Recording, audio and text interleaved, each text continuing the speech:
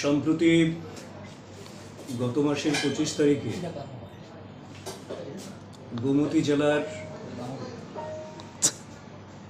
টিপরামথা supremo তথা MDC মাননীয় মহারাজ প্রদ্যুৎ কিশোর দেববর্মন এবং গোমতী জেলা শাসকের মধ্যে যে অনাকাঙ্ক্ষিত একটি ঘটনা ঘটে, তারপর থেকে আমরা লক্ষ্য করছি এই ঘটনাকে কেন্দ্র করে কংগ্রেস দল এবং সিপিআইএম এটাকে রাজনৈতিক রং দিয়ে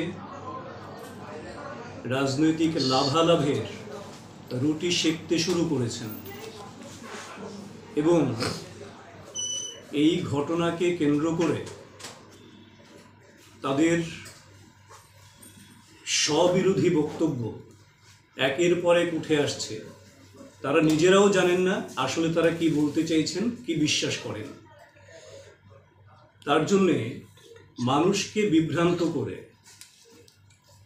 মানুষের মধ্যে বিভাজন রেখা তৈরি করা এই ধরনের একটি প্রয়াস তাদের মধ্যে আমরা লক্ষ্য করছি। বিভিন্ন সোশ্যাল মিডিয়ায়, তাদের সামাজিক মাধ্যমে এমন কিছু পোস্টিং করা হচ্ছে, মন্তব্য করা হচ্ছে যেগুলি স্ববিরোধী এবং এখানে একটা বিভ্রান্তি তৈরি করা এবং উস্কানি দেয়া, বিভাজন তৈরি করার একটা প্রয়াস সম্পূর্ণভাবে করে যাচ্ছেন সিপিআইএমের মাননীয় বিধায়ক জিতেন চৌধুরী মহোদয়, কংগ্রেসের মাননীয় বিধায়ক সুদীপ রায় বর্মন মহোদয় এবং তার সঙ্গে আরও কেউ কেউ যুক্ত রয়েছেন। যেখানে এই ঘটনাকে কেন্দ্র করে আমাদের রাজ্যের মাননীয় মুখ্যমন্ত্রী অধ্যাপক ডক্টর মানিক সাহা মহোদয় স্পষ্টভাবে বলেছেন যে জনপ্রতিনিধি এবং প্রশাসনকর্তা যারা আছেন তাদের পারস্পরিক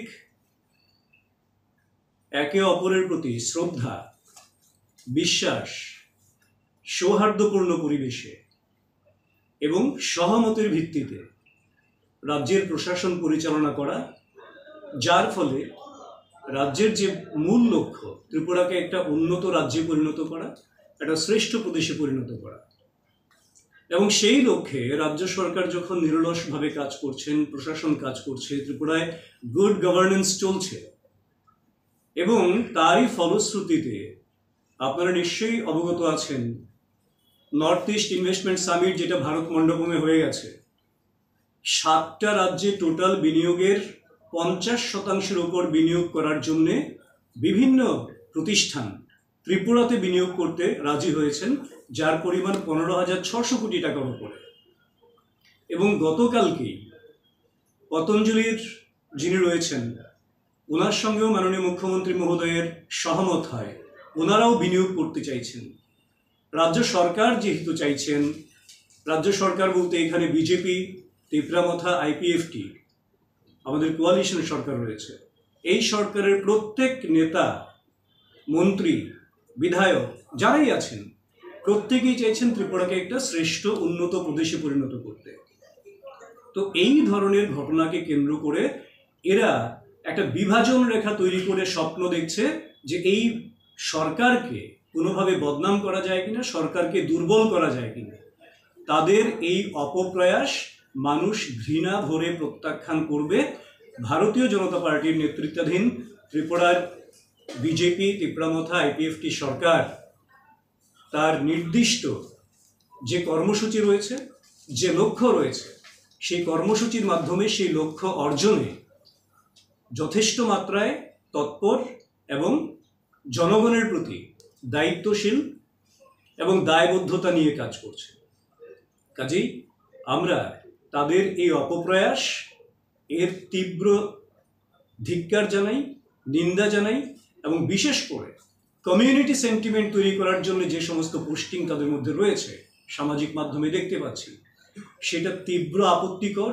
এবং এইগুলি করে মানুষকে বিভ্রান্ত করে মানুষে মানুষে বিভাজন তৈরি করা, যেটা তারা বরাবর করেছে এতকাল, এখন মানুষ তাদের সেই মুখোশ এবং প্রকৃত মুখ দুটোই বুঝতে পারছে।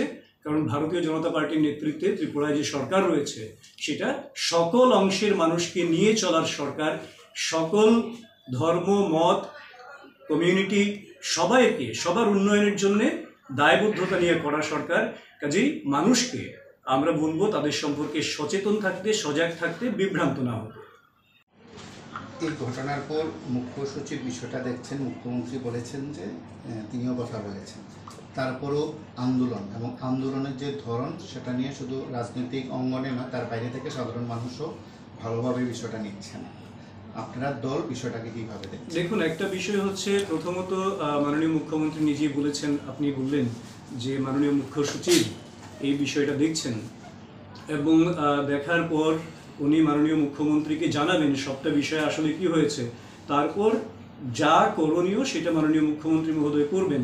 এবং সেই অবসরে আমি বলে রাখি, আপনারা অবগত আছেন, মাননীয় তিপ্রামথা সুপ্রিমো তথা এমডিসি মহারাজা প্রদ্যুৎ বিক্রম মাণিক্য এখন বাইরে রয়েছেন, তিনি ত্রিপুরায় নেই।